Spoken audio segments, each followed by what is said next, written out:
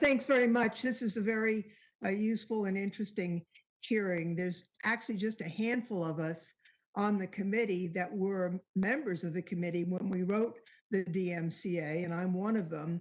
And I recall what we were trying to achieve at that time. It's not always what people describe today, but we did the best we could.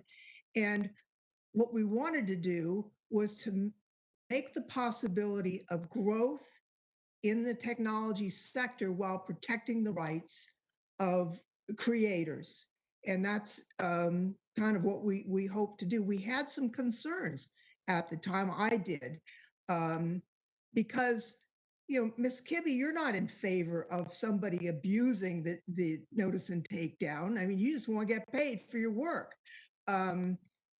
But there are some who abuse it. For example, cited in some of the testimony, the Church of Scientology doing takedown notices to prevent criticism of their activity. That's not what you're about. You want to get paid for your work. So I was concerned at the time that the tech sector would really have no motivation to stand up for the First Amendment. They would want to take down to protect themselves. And in fact, that has occurred, although it hasn't. There are problems in terms of the volume. Obviously, if you take a look at what's happened since 1998, because of streaming services like Netflix, the MPA reported global industry revenues of more than $100 billion for the first time ever in 2019.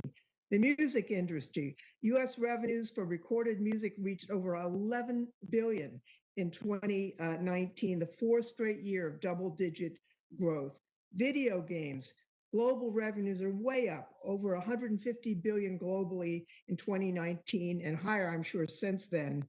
Entirely new categories for creators have emerged online as podcasts and creators who share their work on video platforms like YouTube and Twitch, building audiences.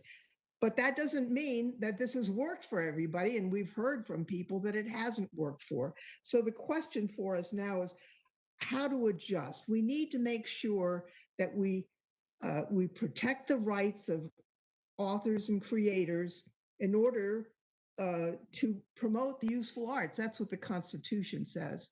And so the question is how to do that. It is absolutely appropriate to take a look at this because the entire world has changed since we drafted the DMCA.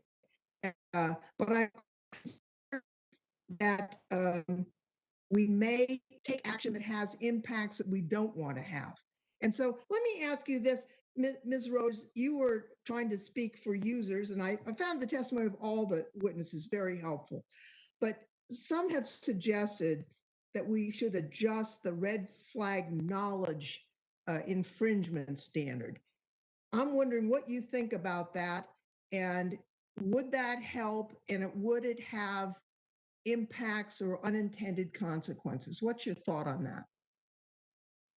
So I apologize in that is one of the components of Section 12 that I am actually not terribly familiar with. Okay, fair enough.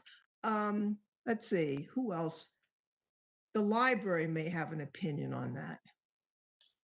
Sure.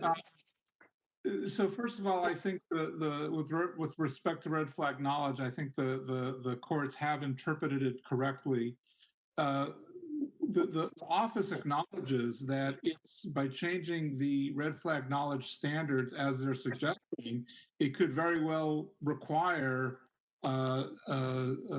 notice and stay down, i.e. filtering of some sort. So that would move towards an EU model that really would have very serious First Amendment issues. So, this is an area where just, minor changes, could have, as you suggest, very serious unintended consequences. And again, the report itself acknowledges that changing the red flag knowledge standard could very well lead to, as a practical matter, of filtering requirements. And for the bigger platforms, that's not a big problem. For the smaller platforms, that could be a very serious issue, certainly for libraries. If they needed to start doing that, that would be very costly. but also it could have very serious impacts on users. I see my time's up and I have a lot of other questions. I want to thank the Copyright Office for the work it's put in, and just note that I do think copyright modernization is going to advance the cause of compensation for artists tremendously. It's not going to solve all the problems, but it is going to be a huge help for artists and creators in getting paid for their work. And I will defer other questions to my written opportunity, and thank each and every one of the witnesses for being with us today and sharing their perspective. And I yield back.